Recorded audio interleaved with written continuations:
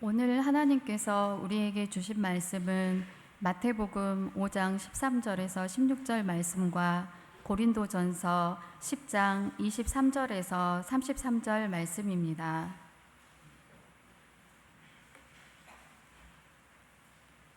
이제 봉독합니다. 너희는 세상의 소금이니 소금이 만일 그 맛을 잃으면 무엇으로 짜게 하리요? 후에는 아무 쓸데없어 다만 밖에 버려져 사람에게 밟힐 뿐이니라. 너희는 세상의 빛이라. 산 위에 있는 동네가 숨겨지지 못할 것이요 사람이 등불을 켜서 말 아래에 두지 아니하고 등경 위에 두나니 이러므로 집 안 모든 사람에게 비치느니라. 이같이 너희 빛이 사람 앞에 비치게 하여 그들로 너희 착한 행실을 보고 하늘에 계신 너희 아버지께 영광을 돌리게 하라. 아멘. 모든 것이 가하나 모든 것이 유익한 것은 아니요 모든 것이 가하나 모든 것이 덕을 세우는 것은 아니니 누구든지 자기의 유익을 구하지 말고 남의 유익을 구하라. 무릇 시장에서 파는 것은 양심을 위하여 묻지 말고 먹으라. 이는 땅과 거기 충만한 것이 주의 것임이라. 불신자 중 누가 너희를 청할 때에 너희가 가고자 하거든 너희 앞에 차려놓은 것은 무엇이든지 양심을 위하여 묻지 말고 먹으라. 누가 너희에게 이것이 재물이라 말하거든 알게 한 자와 그 양심을 위하여 먹지 말라. 내가 말한 양심은 너희의 것이 아니요 남의 것이니 어찌하여 내 자유가 남의 양심으로 말미암아 판단을 받으리요. 만일 내가 감사함으로 참여하면 어찌하여 내가 감사하는 것에 대하여 비방을 받으리요. 그런즉 너희가 먹든지 마시든지 무엇을 하든지 다 하나님의 영광을 위하여 하라. 유대인에게나 헬라인에게나 하나님의 교회에나 거치는 자가 되지 말고 나와 같이 모든 일에 모든 사람을 기쁘게 하여 자신의 유익을 구하지 아니하고 많은 사람의 유익을 구하여 그들로 구원을 받게 하라. 아멘. 하나님께서 이 말씀을 통해 우리에게 은혜 주시기를 원합니다. 한 5분 정도 나눔 부탁드렸더니 잠을 못 주무셨대요. 그래서 한 주간 의료 선교 갔다 온 것보다 더 힘들게 준비하셨다고 그렇게 말씀을 하십니다. 애쓰셨습니다. 모든 이번 난민지역 다녀오신 분들을 위해서 우리 격려와 감사 박수 한번 같이 하시죠. 예. 우리 함께 기도하겠습니다. 하나님 감사합니다. 주님의 귀한 말씀 저희들 듣겠습니다. 저희들이 삶 가운데 하나님 말씀이 필요합니다. 나태해지지 않기 위해서, 바른 분별력을 갖기 위해서, 하나님의 백성이요 그분의 자녀로 살아가기 위해서 오늘 들려주시는 그 말씀 마음에 새기고 새겨진 말씀 우리들의 삶으로 구현하고 표현하면서 살아가겠습니다. 성령께서 힘이 되어 주십시오. 예수님의 이름으로 기도드립니다. 아멘. 오늘 우리는 두 곳에 있는 말씀 같이 읽었습니다. 복음서에 있는 말씀과 서신서에 있는 말씀이죠. 복음서의 중심이 되는 산상수훈에서 예수님께서 하신 말씀, 그리고 1세기 기독교의 가장 큰 역할을 했던 사도 바울의 고린도 교회를 향한 말씀, 이 두 말씀이 따로 떨어져 있는 것 같지만 오늘 저희는 그 두 말씀의 중심이 되어지는 한 단어를 가지고 우리의 신앙의 깊이를, 또 우리의 삶을 바르고 또 온전한 신앙의 표현으로 살아가기 위해서 함께 나누고자 합니다. 그 단어는 다름 아닌 오늘 말씀의 제목 솔리 데오 글로리아, 하나님의 영광을 위하여 라고 하는 단어입니다. 오늘 마태복음과 고린도전서 10장에 나와 있는 매우 중요한 단어 중에 하나이고, 또 우리들이 신앙인이기 때문에 자주 사용하고 많이 듣는 그 단어 중에 하나가 바로 하나님의 영광을 위하여입니다. 혹 아시나요? 저희 교회 곳곳에 이 솔리데오 글로리아라고 하는 단어가 써져 있는 것을 아시나요? 강단 뒤에 있죠. 보일 듯 말 듯. 잘 봐야 보입니다. 그 유념해서 봐야지만 보이는 단어가 솔리데오 글로리아예요. 그 옆에는 코람데오 하나님 앞에서라고 하는 단어와 솔리데오 글로리아 오직 하나님의 영광을 위하여, 이 두 하나의 문구가 어쩌면 우리 교회가 지향하고 갖고 있는 신앙의 삶의 목표이기도 하죠. 강단에만 있는 거 아니에요. 사무실에서 강단을 바라볼 때 유리창에도 있고요. 또 찾아보세요. 교회 곳곳에 있어요. 근데 한 가지 보일 듯 말 듯하게 힘을 써야지만 보일 수 있도록 적어놓은 의미가 하나가 있어요. 그것은 우리의 삶이 어떤 드러나기보다는 하나님의 영광이 우리 가운데로 스며들어서 우리의 삶을 통해서, 일상적 삶을 통하여 보일 듯 말 듯 하나님의 영광이 드러나기를 원하는 그런 마음이죠. 은근히 겸손히 잘 드러나지는 않지만 확실히 신앙인으로서 그 삶의 자리 속에서 우리가 표현하면서 살아가야 될 삶의 모습이 오직 하나님의 영광, 솔리데오 글로리아이기 때문에 약간의 의도를 가지고 보일 듯 말 듯 이렇게 그 장식을 해 놓게 된 것입니다. 아무리 강조해도 중요한 것 한 가지가 있어요. 그것은 신앙은요, 종교가 아니라 일상의 삶이라는 거예요. 예배당 안에서 이루어지는 제의적 삶이 아니라 삶에서 구현되어져야만 되는 선교적 삶이 신앙입니다.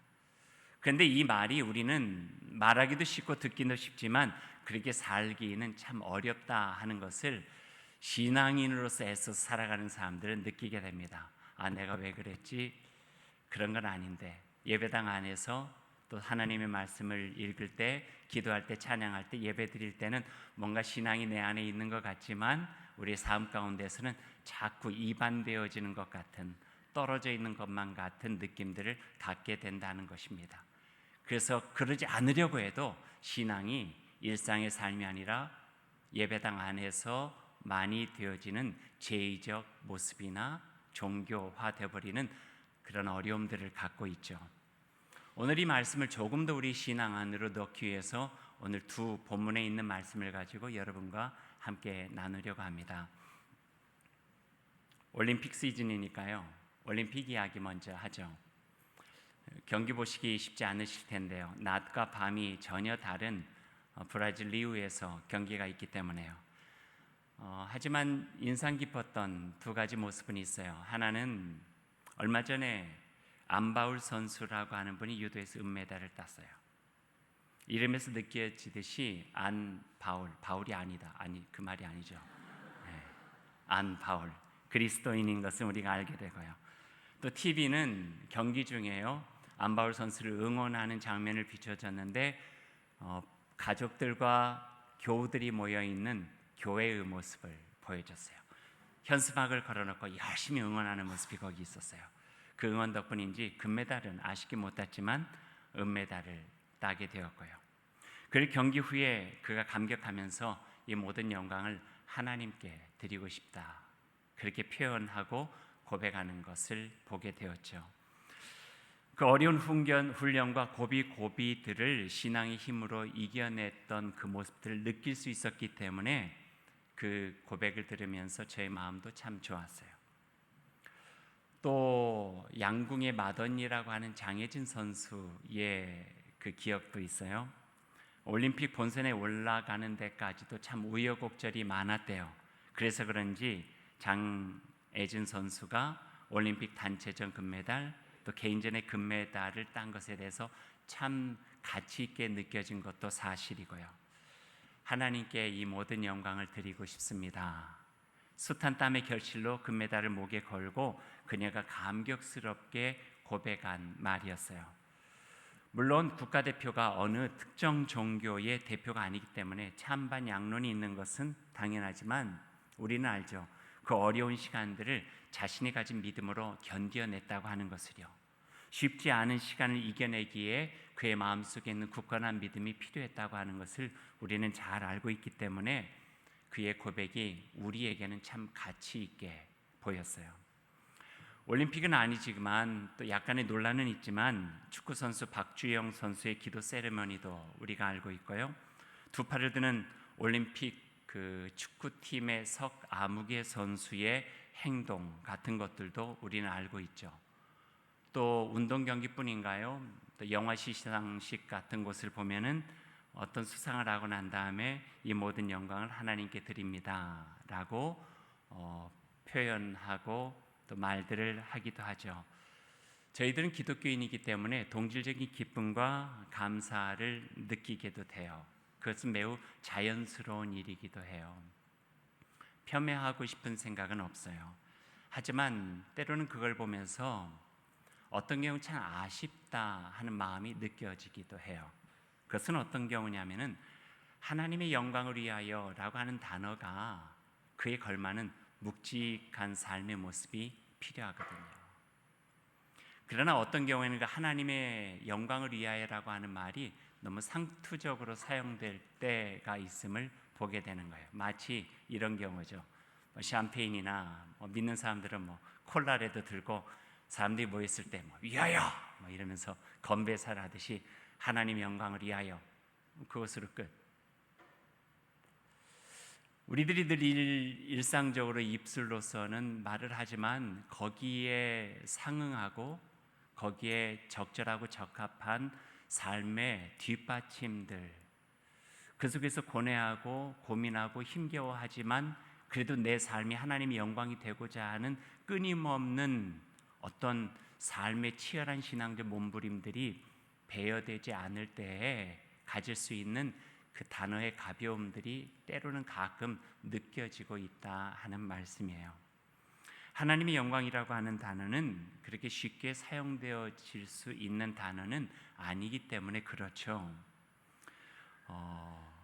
거기에 담겨야 될 적절한 내용이 없이 나는 기독교라는 종교를 가지고 있는 사람입니다 라고 하는 어떤 의례적인 표현으로 사용돼 버린다면은 그것은 좀 참 안타깝고 아쉽다 하는 생각을 하게 합니다.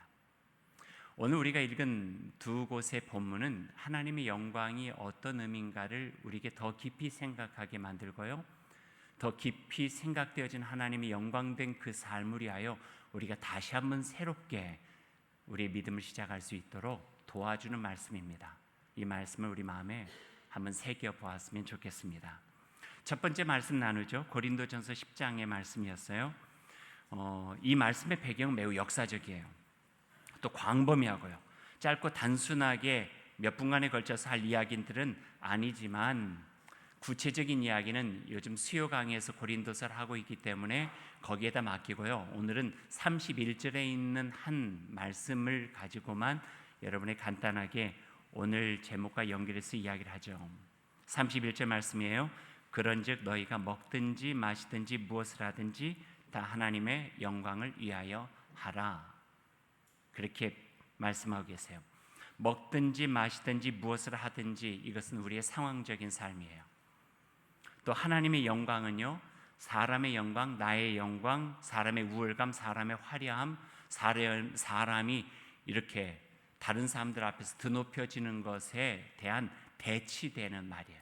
그냥 하나님의 영광이 아니라 어떤 대치되는 말을 대신해서 하나님의 영광이 되어져야 된다라고 표현하고 있는 것이죠. 풀어서 이야기하면 어떤 상황에서도 나의 영광이나 사람의 영광이 아니라 하나님의 영광을 위한 결정과 삶이 되어야 한다. 이것이 오늘 고린도서에서 우리에게 주고 있는 말씀이에요. 영광, 그 단어를 한번 생각해 보죠. 영광이 뭔가요?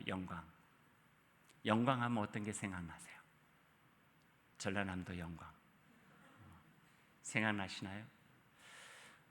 우리 지역에 어른 목사님 한 분 계세요. 내년에 은퇴하시니까 많이 어른이신데 일화가 있어요. 그분이 어떤 분하고 이렇게 만나면은 다른 분들이 어른이고 그러니까 악수를 하면서 아유 목사님 만나 뵈서 영광입니다. 뵙게 돼서 영광입니다. 그렇게 인사를 해요. 그러면 그 목사님이 꼭 대답을 이렇게 하세요. 아유 별 말씀을요. 저는 영광이 아니라 영광 아래 한평입니다. 그래요. 한평이 고향이시기도 해요. 근데 거기에는 유머지만 자기가 영광받을 존재는 아니라고 하는 거예요. 어떤 아무리 귀한 일이 있다 할지라도 자기가 참 잘한 일이 있다 할지라도 그 영광 중에 자기가 거할 일은 아니라는 거죠. 그래서 무슨 일을 하든지 무엇을 먹든지 마시든지 어떤 상황에서건 그 중심에 사람이 있어서는 안 된다라고 하는 것을 오늘 말씀을 통해서 우리에게 신앙의 기본적인 자리, 그 터를 우리에게 가르쳐주고 계시는 거예요. 어느 신학자가 하나님의 영광에 대해서도 이렇게 정리를 했어요. 하나님의 영광이 드러난다고 하는 것은 이 땅에서 하나님의 성품이 드러나는 것이다. 보이지 않는 하나님의 성품이 이 땅에서 하나님의 사람들을 통하여서 보이게 드러나는 것, 이것이 바로 하나님의 영광을 본다, 이렇게 표현하는 것이다, 이렇게 이야기를 해요. 그리고 그 하나님의 성품이 가장 강력하게 드러난 곳이 바로 예수 그리스도의 십자가다.